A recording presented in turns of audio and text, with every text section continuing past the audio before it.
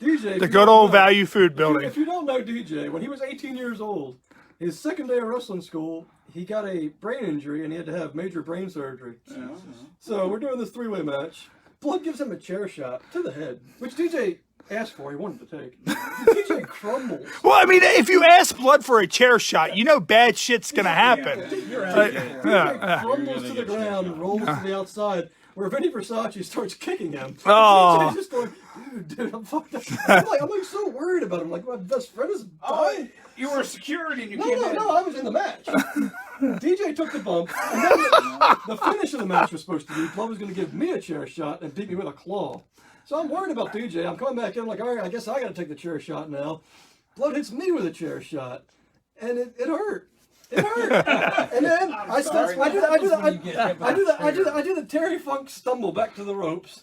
I sell back, he gives me the claw, and I tap out, I get beat with a claw. So I go back to the locker room where DJ's half dead and possibly not going to survive. And Blood comes up to me and he says, Socrates, why didn't you bump off the chair shot? And I said, Blood, you hit me so hard, I forgot to bump. Well, speaking of you being hit hard with stuff, Blood doesn't remember a lot. Do you remember, Socrates, do you remember AWL, the first show we had in West Virginia? We did AWL, and it was you, Blood, and Chucky Manson in a three-way dance. And I asked you that week before, I was like, Socrates, can you get a pair of boots or a pair of wrestling shoes?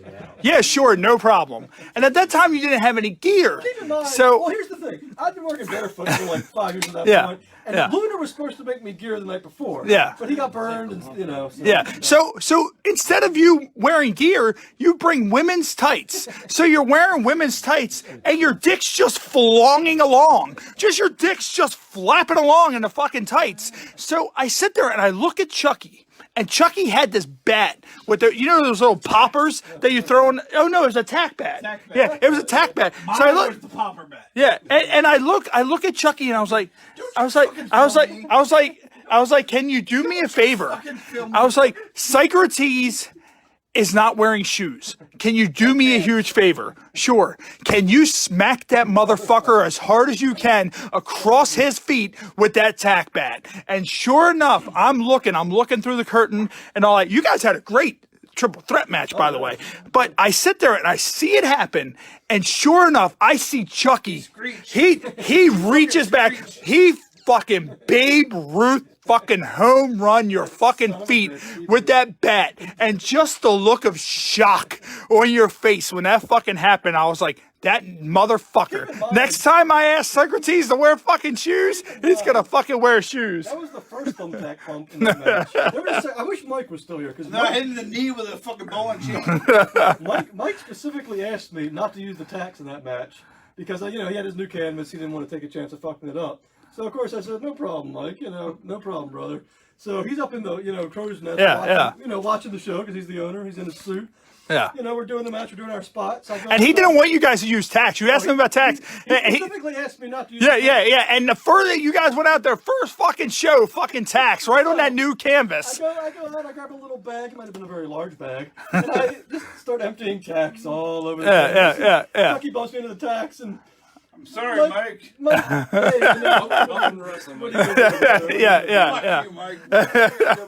By the way, I think Blood will concur with me. That was the best match of the show. Well, that, and also, you look at it, speaking of AWL, do you remember Jason Inc.? There was a guy named Jason Inc. Yeah. So, like, Jason Inc., he sits there, so he tried to sell himself to be a bigger worker than what he actually was.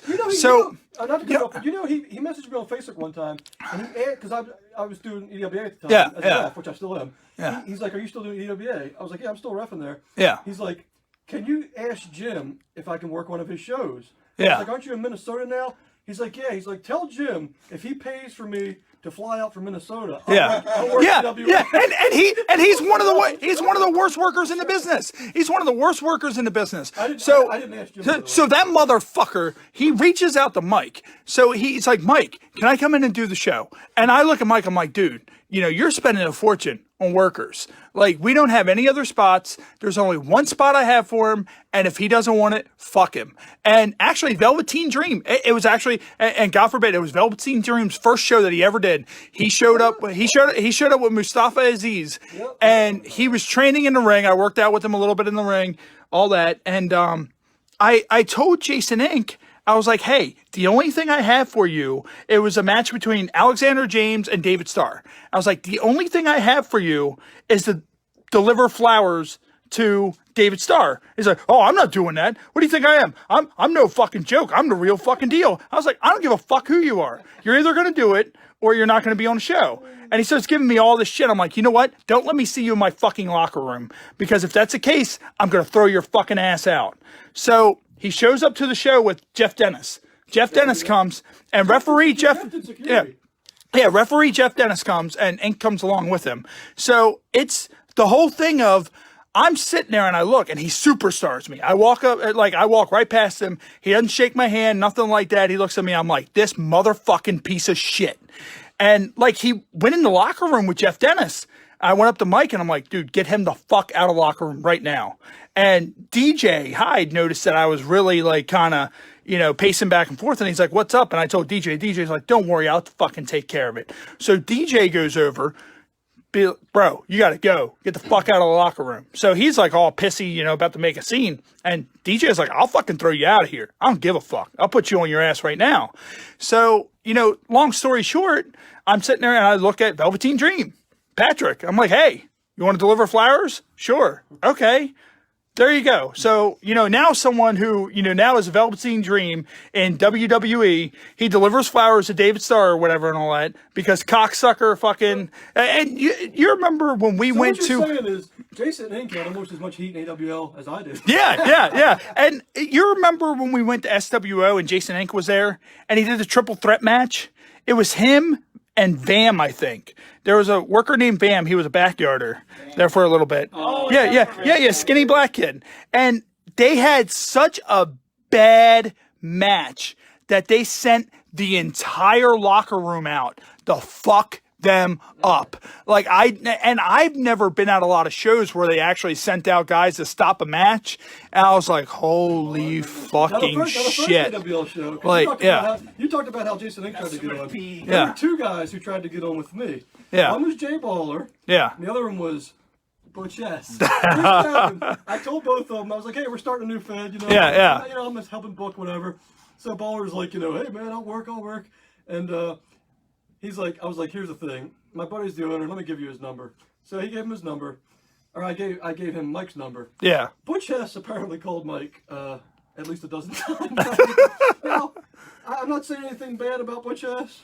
I'm actually going to, you know what? I'm actually going to refrain from saying anything else about this topic.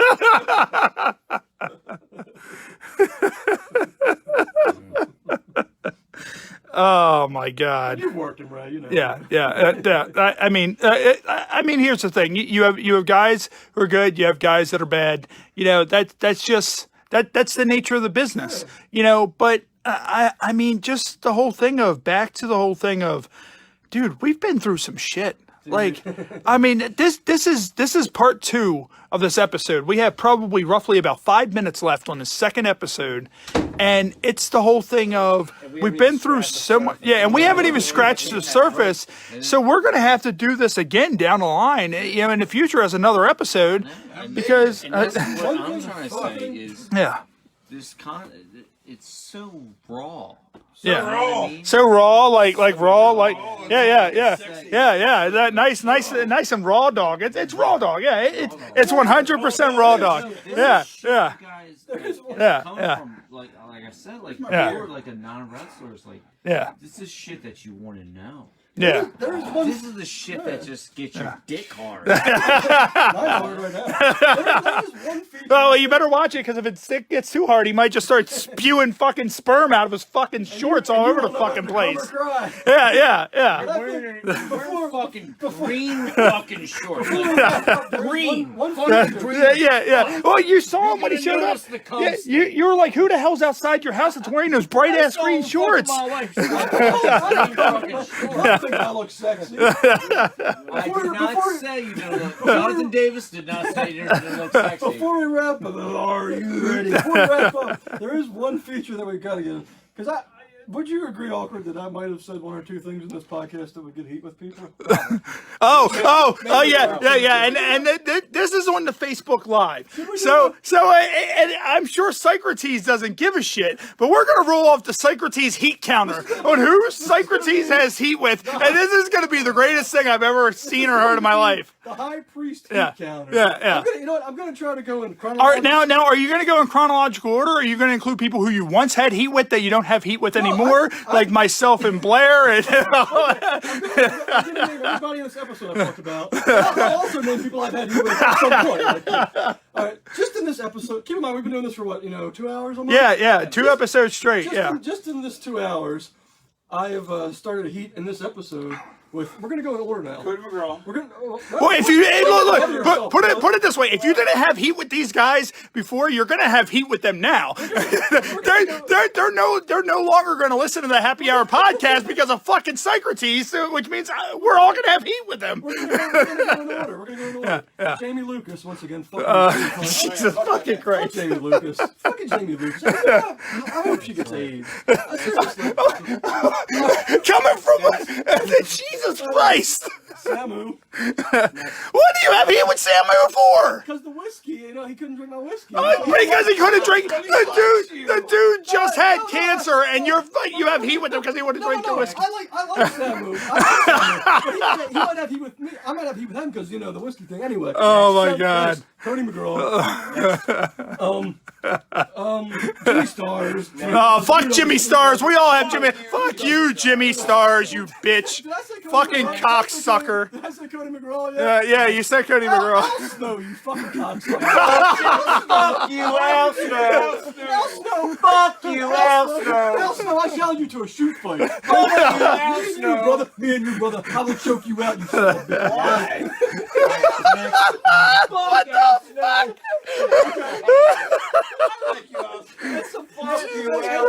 At some point, Chase Rawlings. At some point, co-host Mike. Oh God, who else are we going with? Alex Lunar. Blood. You know what? I honestly don't think I'm ready with them. You know what? Did I mention Jamie Lucas? What about the other chick, Brittany? Do you have heat with her? Yeah, fuck her. Fuck her and her dead body that's in Socrates' yard. Hey, dude, you killed her. Hey, admit it, you killed the chick. Buried. I'm not going to go any further because the statute of limitations. Sorry, love, just because you charged me too much money last time. You suck a good dick, so I'll forgive you. Oh, Jesus Christ. Oh, God, you know what? Dan. This is awkward Dan. Just because he's an awkward motherfucker. He came on her girlfriend. That fucking military. Right now, Socrates doesn't know if he wants to come or cry. Military guys at the fucking beach house. If I ever see you again, I'll kill you. I will break your back. Don't you fucking Corey Bush, because I'm plugging his mouth. I don't know what happened. This went from a funny podcast to Socrates just being angry and just shooting fire. I don't understand. I'm just airing my grievances. You know what? Corey Bush, just because I bled in his mouth. I'm sorry, Corey. I love you, you fat bastard. Fucking those Corey Bush. Butch Hess. Jesus Christ. Butch Hess. Butch Hess. I love Butch. Best worker in the fucking business. Oh my God.